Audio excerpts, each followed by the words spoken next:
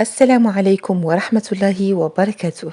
أعزائي التلاميذ، فيديو اليوم يخص مادة المعلوميات للمستوى الثانية إعدادي، درس مايكروسوفت إكسل. على بركة الله. Microsoft Excel 2010. Généralité. أساسيات. 1. Notion d'un tableur. مفهوم المجدول. فما هو المجدول؟ المجدول un tableur est un tableau numérique désigné à. المجدول وهو جدول مرقم مخصص لي faire de calcul يعني مخصص للحسابات tracer des graphiques كذلك أننا رسم des graphiques رسم بيانات tracer un tableau quel que soit ses dimensions رسم في جدول مهما كانت أطواله trier les données وكذلك ترتيب المعطيات فهادو هما الادوار ديال واحد الطابلور اللي قلنا هو واحد الطابلو نيميريك مخصص لماذا مخصص للحسابات وكذلك للرسوم البيانيه وكذلك لرسوم جدول مهما كانت الاطوال ديالو وكذلك لترتيب المعطيات pour trier les données فهذا هو الدور ديال un tableur. Il existe plusieurs tableurs يعني يتواجد عدة تابلور عدة مجدولات les plus utilisés sont يعني الأكثر استعمالا هما مايكروسوفت إكسل أوبن كالك ولوتيس هادو ثلاثة ديال الأنواع ديال مايكروسوفت إكسل اللي هما تستعملوا بكثرة. Dans la suite de ce cours, nous utiliserons le tableau Microsoft Excel 2010 يعني اللي غادي نستعملوا في هذا الدرس وغادي نخدموا عليه هو الميكروسوفت إكسل 2010.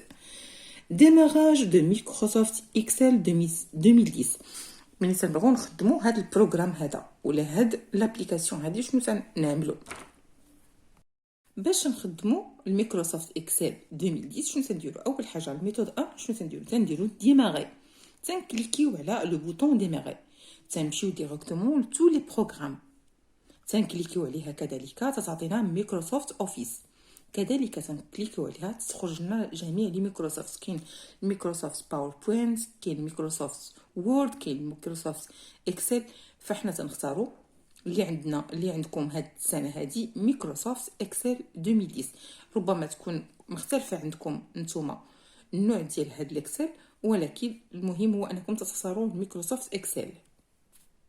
هذه هي الطريقه الاولى باش نفتحوا الميكروسوفت اكسل.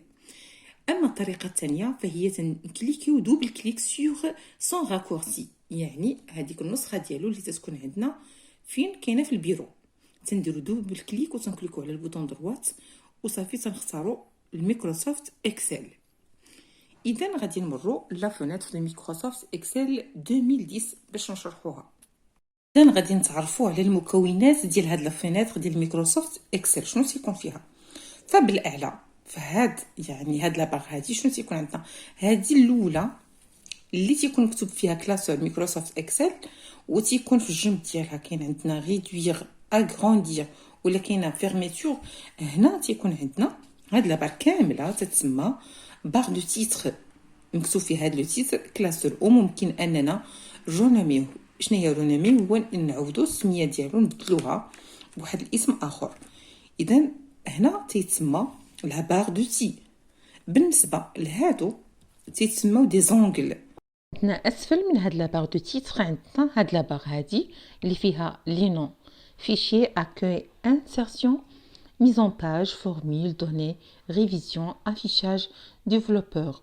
فهنايا هاد لاباغ هادي ولا هاد لي بوطون هادو تيتسموا لي زونغلي اذا عندنا ملي تنفتحوا واحد الأونغل تتفتح لينا يعني في حالة هاد الحالة هادي ديال إلا كليكينا على اكو شنو تعطينا دي زوتي. اسفل من هاد لي زوتي عندنا كلمات كذلك بحال بريس بابيي بوليس الينيومون نومبر سيلول اديسيون تيسماو لي جروب. فغادي نجيو لهاد لاباغ ثاني وصلنا لهاد لاباغ شنو تنسميوها لاباغ دو فورمول هذه حنت تكتبوا فيها لي فورمول تنسميوها لاباغ دو فورمول. ها هي لاباغ دو فورمول. علاش عندنا كذلك هادو اللي فيهم لي زالفابي A B C D E F يعني اونسي دو سويت على حساب لي كولون هادو تنسميوهم دي كولون هادو اللي مسميين ب A B C D تنسميوهم لي كولون. اما اللي مرقمين بالاعداد من 1 حتى ما لا نهايه، من 1 2 3 اون سي دو سويت، فتيتسموا لي لين الاسطر، هادو لي كولون وهادو لي لين.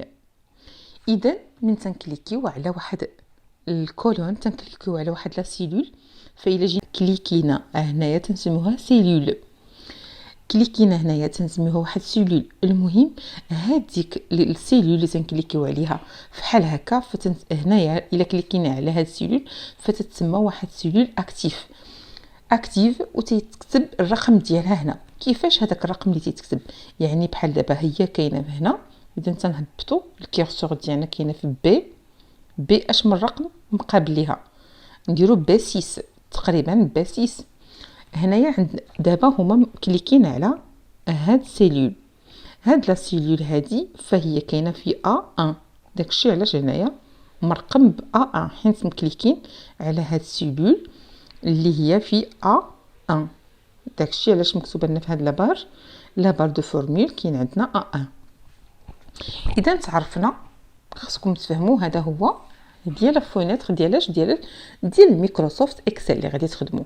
فخصكم تعرفوا على جميع المكونات ديال هذيك لا فونيتر فاش تفتح، من لا باغ دو تيتر لهاد لا باغ هادي اللي فيها لي زونغل، لهادي اللي فيها لي زوتي، باغ دو تي، باغ دونغل، باغ دو تي، وهنايا عندنا باغ دو فورمول، عندنا هنايا لي كولون، عندنا كذلك هنايا عندنا لي لين دي لين و اونسي دو سويت. ولا كليكينا في الوسط ديال هاد لو طابلو هذا اللي تيبان لكم هنايا مدرج، فاي وحده كليكينا فيها فتتسمى سيلول، وان فوا تنكليكيو عليها تتكون تتسمى سيلول اكتيف، يعني هي هذيك اللي خدامين عليها.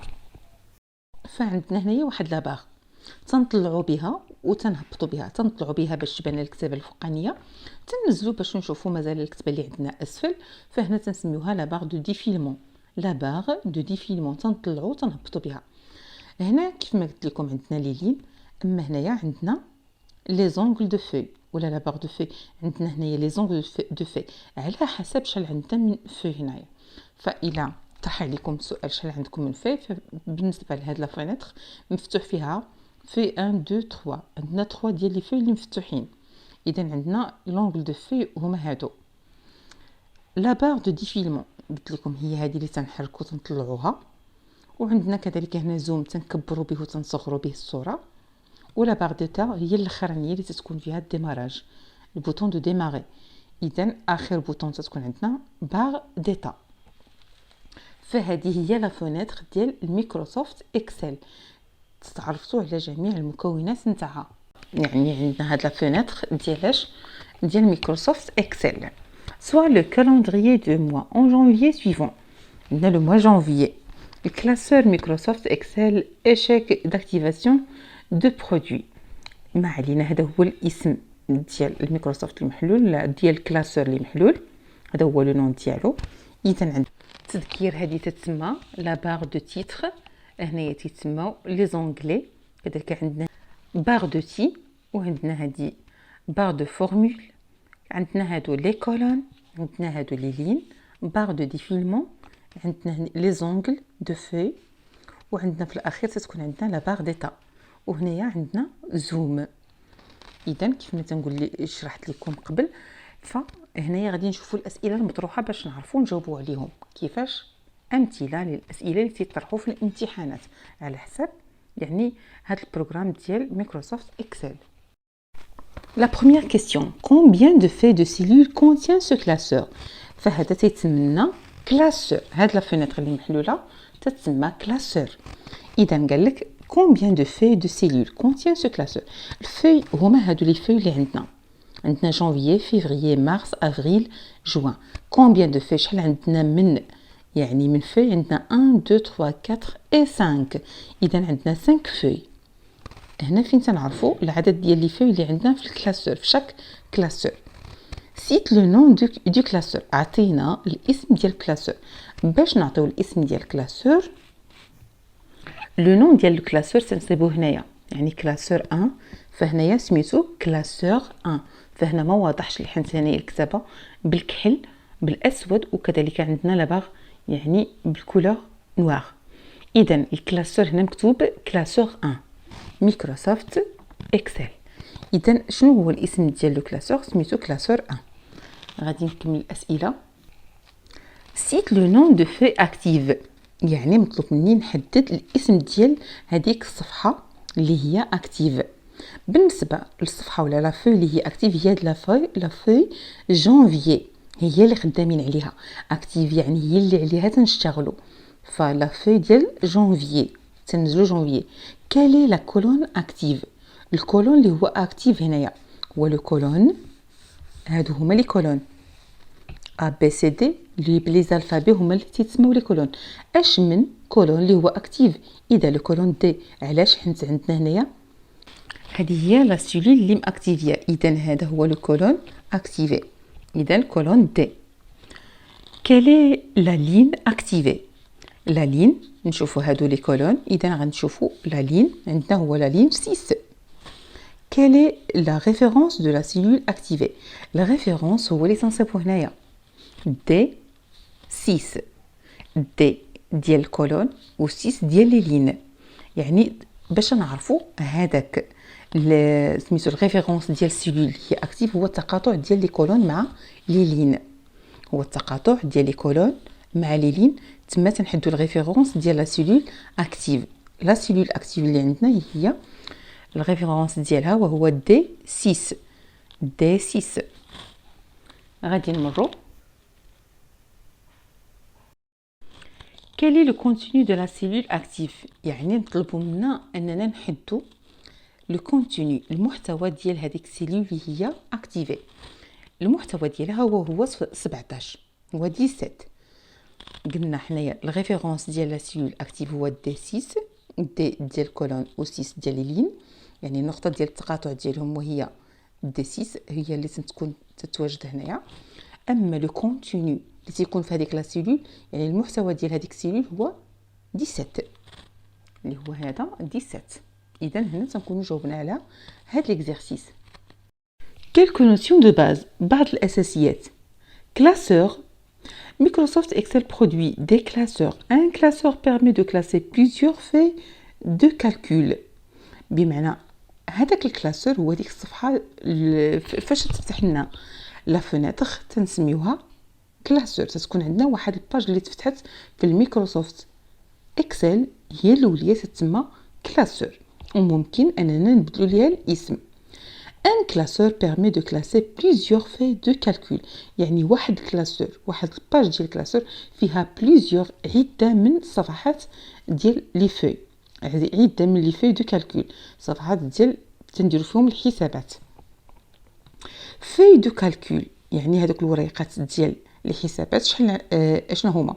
اون في دو كالكول سو بريزونت سو فورم دو غريل، طابلو يعني تتقدم لنا على شكل طابلو فورمي بار دي كولون، تتكون من لي كولون وكذلك من لي لين. فهذه هي لا في دو كالكول.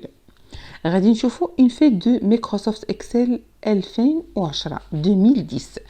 صفحه واحده يعني اون باج اون في، نومبر د لين اللي فيها هي 2 على بويسونس 20، 2 على بويسونس 20 اللي تعطينا القيمه ديال 1,048,576.